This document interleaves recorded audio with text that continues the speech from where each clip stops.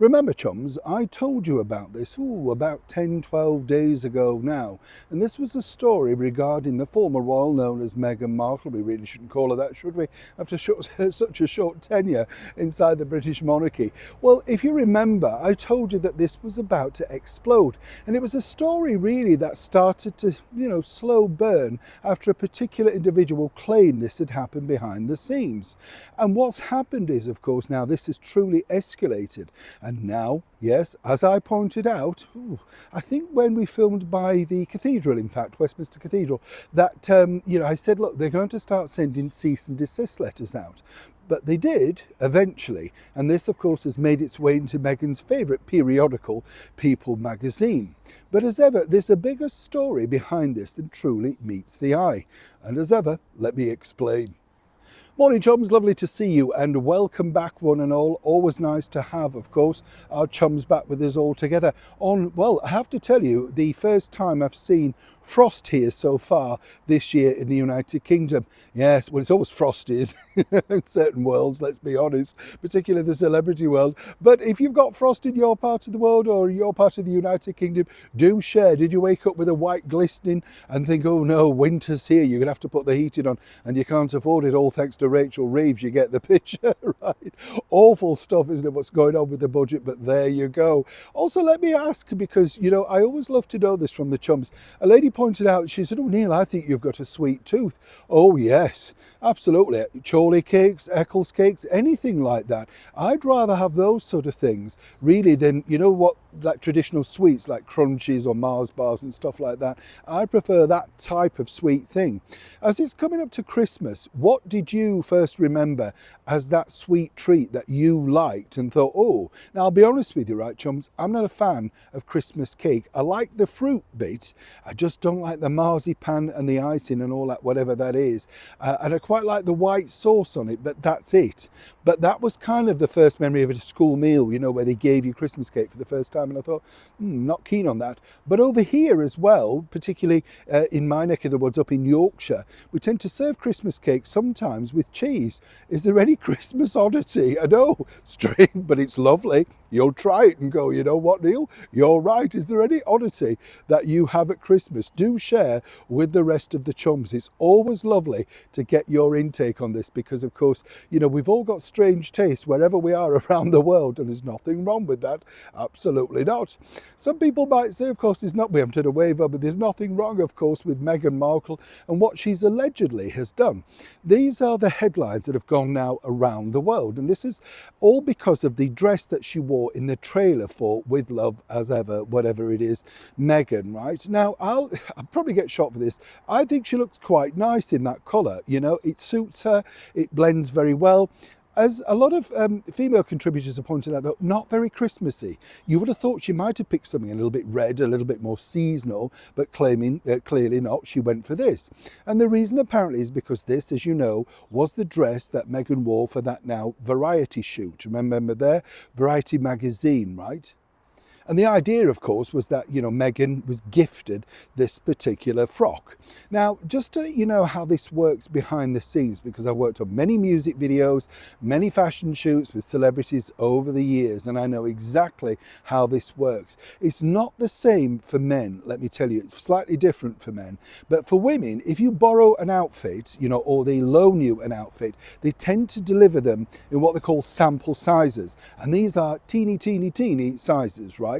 So consequently, they know that, unless you're really thin, somebody like, I don't know, the girls from Wicked, right, who are now like pencils. Well, the thing is, you could get into them. If you're a normal size figure of a woman, you're not going to get into them, but they will give you the bigger sizes, but they're very much predominantly on loan.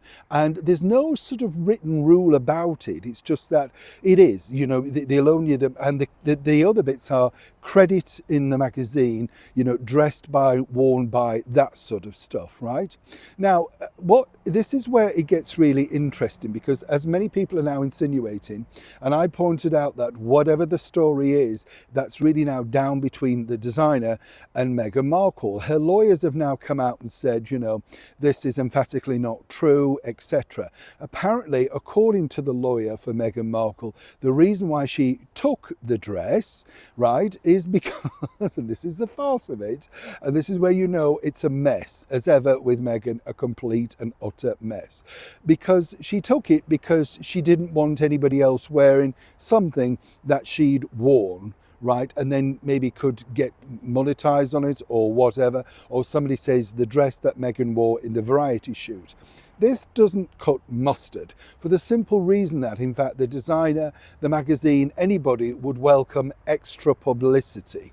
You know, once you've had, whether it be the late and beautiful Diana, Princess of Wales, and we've seen Catherine in outfits where other people have worn them similarly, you know, Victoria Beckham dresses, stuff like that. You know, they are the starting point. For instance, Catherine would be the, wow, that's great. And then people want to buy it, which they're allowed to do. And then you sort of, it becomes a statement dress, as the kids say, right? So again, here's the problem. Meghan Markle's story just doesn't add up. Now, I'm not suggesting at any point that Meghan Markle sifted off with these frocks, but here's the thing, and this is where they leave herself wide open, right? Now, by stating this, and the story goes, and again, I have to say allegedly, that when Meghan was on Suit, she frequently borrowed pieces, statement pieces, Armani pencil skirts, whatever you want to call them, to wear. Now, studios and television studios normally would let you borrow outfits if you're doing a press junket, or they want you to be slightly in character, you know, so that you get a bit more value on that. So again, very tricky. What really happens, I would say, with Meghan in her favour is the fact that the waters are also very, very muddy. But remember, Meghan Markle loves expensive designer clothes. And so much so that the then Prince of Wales, now King Charles, famously said to his youngest son, Prince Harry, that he couldn't afford to keep Meghan Markle in the style that clearly she liked. If you remember, she spent an enormous amount of money with endless designer outfits coming back and forth. And the story goes, again, allegedly, that Meghan fell out with Victoria Beckham, and the real story is that they fell out because of media stories, etc.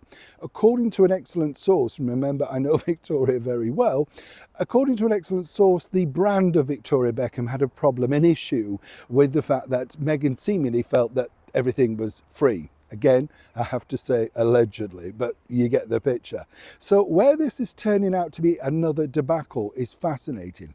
Also, right, just to add this on, where this now becomes problematic for Meghan Markle moving forward in the fashion world, and this is the fashion world that she wanted to enter into as a fashionista when she went to Paris and all of that, right?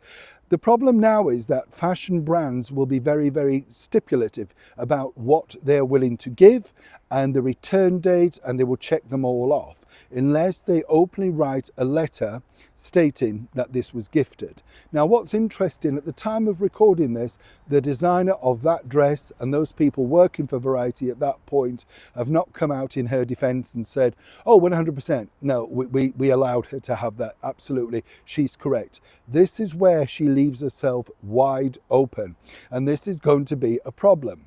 Now, with the Harper's Bazaar, what's interesting there is, consequently, the deal was very much like, these are the clothes on offer. They weren't necessarily ones that Meghan choice-picked.